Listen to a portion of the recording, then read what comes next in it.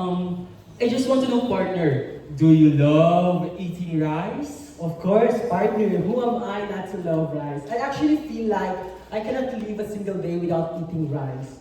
But I am actually curious, who among our audience can actually relate to me? May I ask our audience, who among you here also loves to eat rice? Can you raise your hand, please?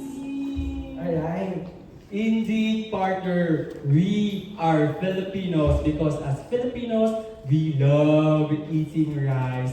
But do you know, partner, according to the National Nutrition Council, 80% of the Filipinos are depending on rice as their staple food. It means to say that 8 out of 10 of the Filipinos love eating rice. Yeah. But imagine this, my dear audience.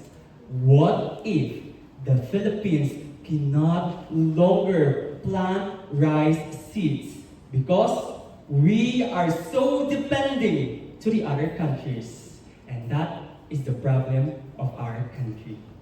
Ladies and gentlemen, Assalamualaikum warahmatullahi ta'ala wabarakatuh. Or should I say, a peace be with you. We are the MSU Ranawari.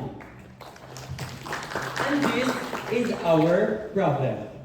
According to the case, should the Philippines continue relying on cheaper imported hybrid rice seeds or invest in building a more expensive but strategically important domestic seeds production industry? We, the team MSU Ranawari, firmly believe that the true food security begins with seeds security. And to answer this, to analyze this case, we use the perspective of Secretary Francisco Chu Laurel Jr., the Secretary of the Department of Agriculture of the Philippines. Because he is responsible in ensuring that the future generations of the Filipinos must have a sustainable rice industry. And to craft our solutions, we first examine what is the current situations that our country faces. Presenting to you our SWOT analysis. For our strength, we put the first, Philippines loves eating rice because according to we know, cited on his study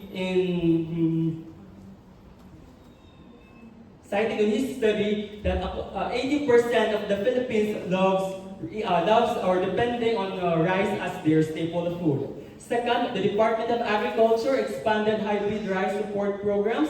And the third one is the local productions offer several strategic benefits.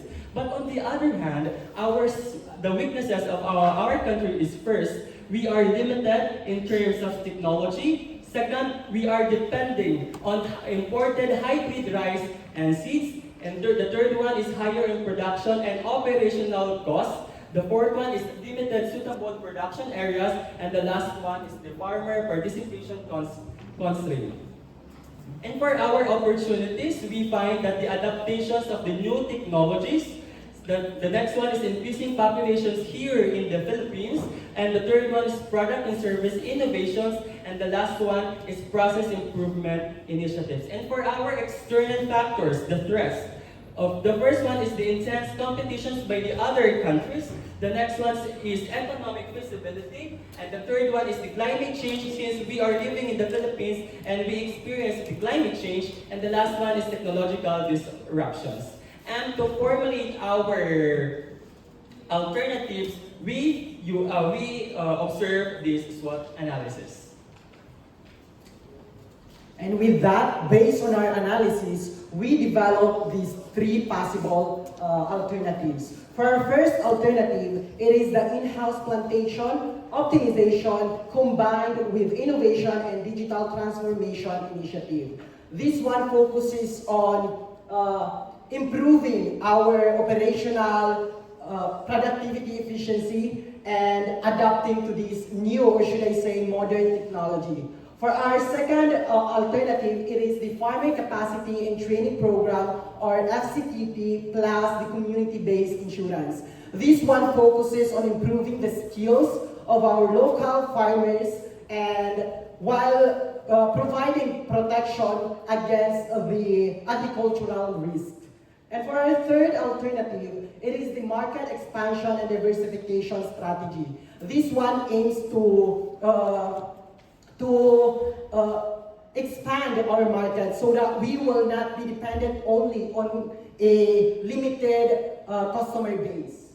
And to evaluate these alternatives, we consider these following criteria. First is the strategic fit, the financial impact, long-term growth, sustainability, feasibility, and of course, scalability. And as a result, we found out that our team recommend to use the alternative one, which is the in-house plantation optimization combined with the innovation and digital transformation initiative, because this alternative actually solve the problem that we are trying to solve, which is to improve our productivity so that we will not be dependent on importing hybrid rice from other countries.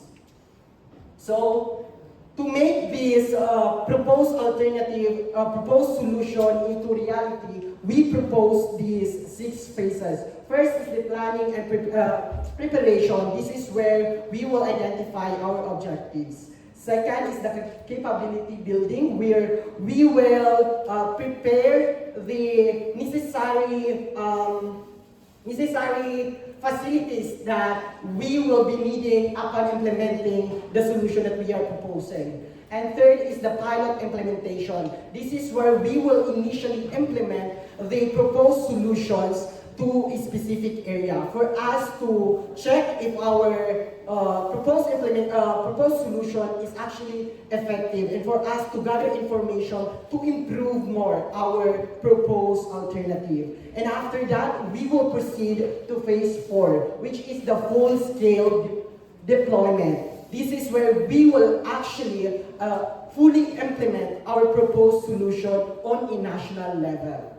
And after that, we will monitor and evaluate how effective it is on a national level, because it might be effective on a specific area, but we cannot assure that it will be effective on actually national level. That's why we need to monitor it and evaluate it in order for us to ensure the effectiveness of it. And lastly is the continuous improvement, because we believe that there's no actually perfect solution in solving a specific problem, and we believe that there's always room for improvement. Now, if there's a specific challenge arises, we should conduct immediate reviews and adjust strategic priorities and allocate additional resources to ensure that our objectives remain achievable. And we will conclude our presentation with this.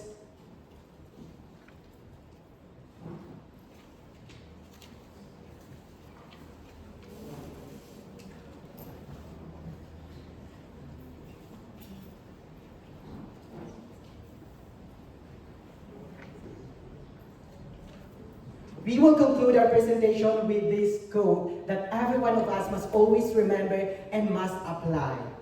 Tangkilikin ang sariling atin. Once again, we are the MSU Ranawari.